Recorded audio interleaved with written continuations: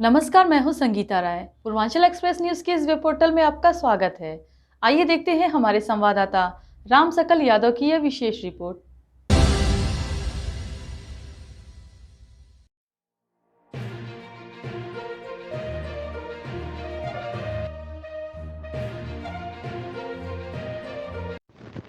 आजमगढ़ के कंदापुर क्षेत्र में स्थित एक स्कूल में बीजेपी की क्लस्टर बैठक में पहुंचे मध्य प्रदेश के मुख्यमंत्री मोहन यादव ने 3 सत्रों में आजमगढ़, लालगंज, घोसी, बलिया व सलेमपुर लोकसभा क्षेत्र के पदाधिकारियों के साथ बैठक कर 2024 के लोकसभा चुनाव में जीत के लिए मंत्र दिया।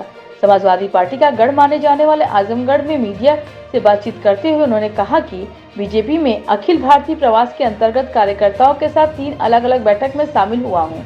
लगातार तीसरी बार मोदी की सरकार बनाने के लिए हम लोग कृत संकल्पित हैं। भले ही मैं एक बड़े राज्य का मुख्यमंत्री हूं, लेकिन मूलभूत रूप से एक बीजेपी का कार्यकर्ता हूं। राष्ट्रीय अध्यक्ष ने अलग अलग नेताओं के लिए प्रवास बनाए हैं, उसी के क्रम में आजमगढ़ यूपी में हूं। लोकसभा क्षेत्र में लोकसभा प्रभारी संयोजक से लेकर अन्य लोगों की भी जिम्मेदारियां दी गई हैं। जो कार्यकर्ताओं को जो जिम्मेदारियां दी गई हैं, उसकी कुशलता के साथ निर्वहन कर रहा हूँ। अयोध्या के पास जो दृश्य बन रहा है, उसमें विकास का नया प्रतिमान बन रहा है। 100 करोड़ से ज्यादा की जनसंख्या के लिए मोदी एक बेहतर चेहरा बनकर सामने आए हैं। लगातार तीसरी बार सरकार बनेगी। सभी कार्यकर्ता अपने संगठन की जिम्मेदारी का निर्वहन कर रहे हैं और जैसे ही लोकसभा के चुनाव की घोषणा होगी, सभी कार्यकर्ता अपने देश की पूर्ति में लग जाएंगे। मैं भारतीय जनता पार्टी का अखिल भारतीय प्रवास कार्यक्रम के अंतर्गत आज आजमगढ़ में संगठन के कार्यकर्ताओं के साथ 3 अलग अलग बैठकों में शामिल हो रहा हूं।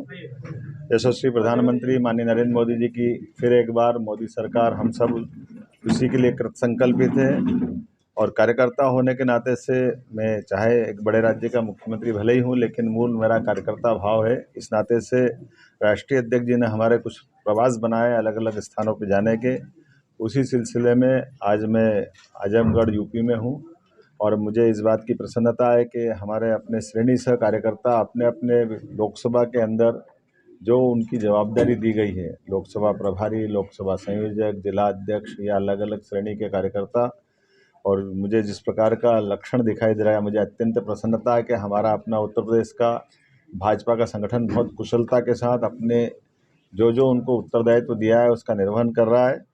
और ख़ास हम सब देख रहे हैं कि उत्तर प्रदेश तो पूरे देश को लीड कर रहा है। अयोध्या के बाद जिस प्रकार का वातावरण दिखाई दे रहा है, यशस्वी प्रधानमंत्री के नेतृत्व में, उनके कर्तृत्व से जनता ने न केवल उनका दिल जीता है, बल्कि सभी प्रकार के विकास की संभावनाओं के प्रतिमान बन के नरेंद्र मोदी जी का चेहरा सबके सामने आया है।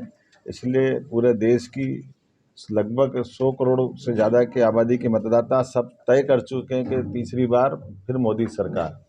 मैं उम्मीद कर रहा हूं कि जिस प्रकार से समय चल रहा है आज के इस दौर में, निश्चित रूप से हमारे लिए अब पूरे चेतना और चैतन्यता के साथ हम अपने संगठन के कामों के साथ साथ जैसे लोकसभा चुनाव की घोषणा होगी, सभी राज्यों और सभी राज्य के कार्यकर्ता अपने अपने उद्देश्य की पूर्ति के लिए लगेंगे। मेरे सामने चौधरी जी और बाकी कार्यकर्ता यहाँ मौजूद है। मैं आपका भी अभिनंदन करता हूँ, चूँकि आजमगढ़ मेरा पहला प्रवास है और जब भी पार्टी जहाँ बुलाएगी हम सदैव तत्पर रहेंगे।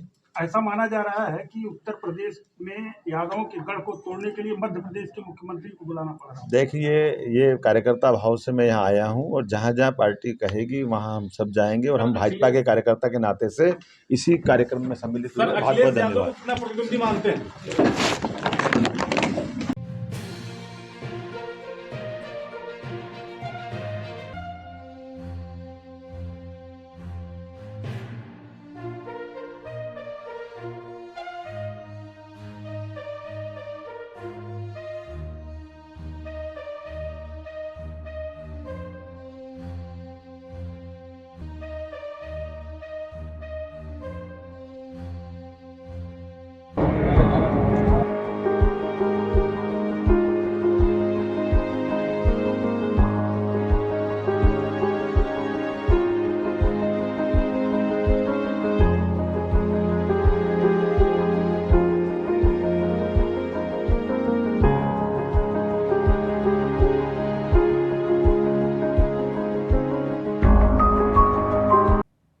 अगर आपको हमारी खबर पसंद आई हो तो हमारे चैनल को लाइक, सब्सक्राइब और शेयर जरूर करिए।